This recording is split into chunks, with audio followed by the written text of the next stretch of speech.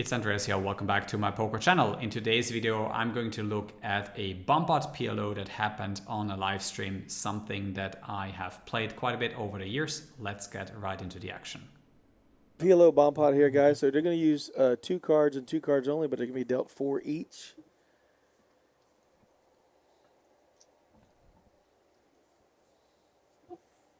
Fives. Oh, they are doing 2 boards. Chris, what are you doing? Don't be nervous. Wait for it, wait for it. The flops are Queen 5-5 rainbow and 10-8-6 with 2 spades. The first thing that I notice is what is the nuts on the top board. It's Queen 5, 5s and queens are the full houses, and on the bottom board we have 7, 9, which is current nuts, but can be outdrawn by sets and nut flush draws, and also Queen Jack 9 open and the kind of straight draws, and is quite vulnerable.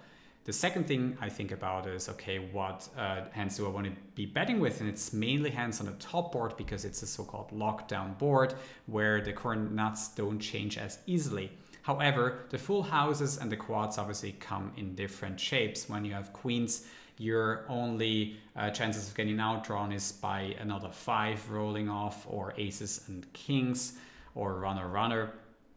And the Queen 5 is much more vulnerable, so the reasons for betting the Queen 5 are a little bit different, because you don't want that 6 to the ace roll out and somebody spiking their pair that they have. And you have 7 opponents, so Queen 5 needs quite a bit of protection, but let's see what happens here on the flop.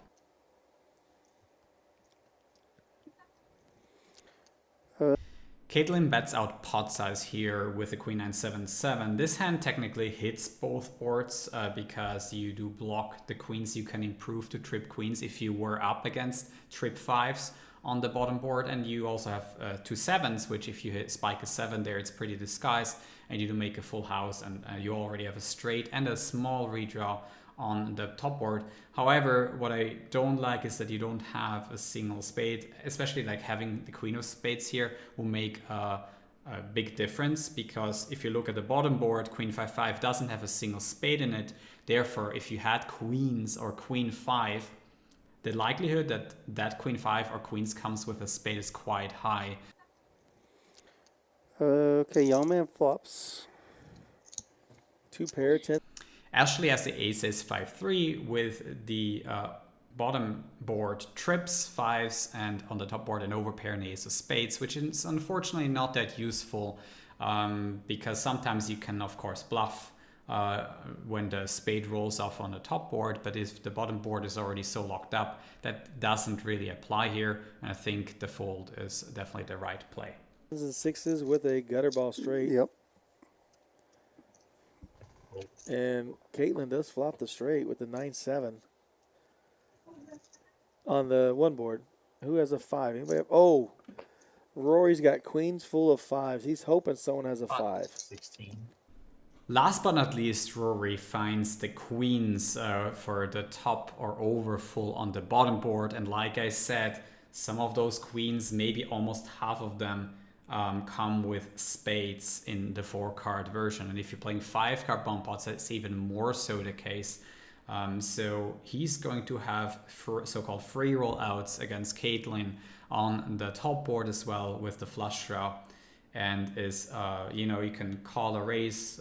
He decides that he doesn't want 7-9 to get away on some scary turns, so he decides to put in the raise right away, and let's see the run out of the hands. 7-9, Caitlin. Already caught it on. The wrap. Young man has a wrap, but he's out. You both got 7-9? I have 7-9. I got flush draw too. Yeah, shit. Oh, wow. Oh god. Oh, my goodness. Oh, she doesn't have a 5, does she? 7. She had 9-7-7. So they're going to chop it up. Yeah, but she thought she made a full house with a 5, but Thanks he for had having me in queens San full. Antonio. an unfortunate situation that you eventually also get free rolled for stacks here, because you don't need 50% of equity to get it in this situation. However, I do think in this particular spot, when there's only 400 in the middle and 3.8k stacks, it is a mistake to get it in with a more medium strong holding like the nuts on one board that changes, and a medium strong hand on the queen 5-5.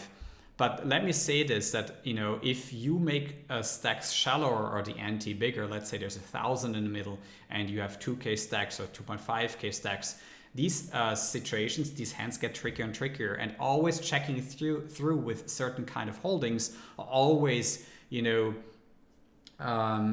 folding when you're facing a lot of heat with medium strong holdings can also lose you a lot of money in these bump pots. I hope you enjoyed the short analysis of this spot.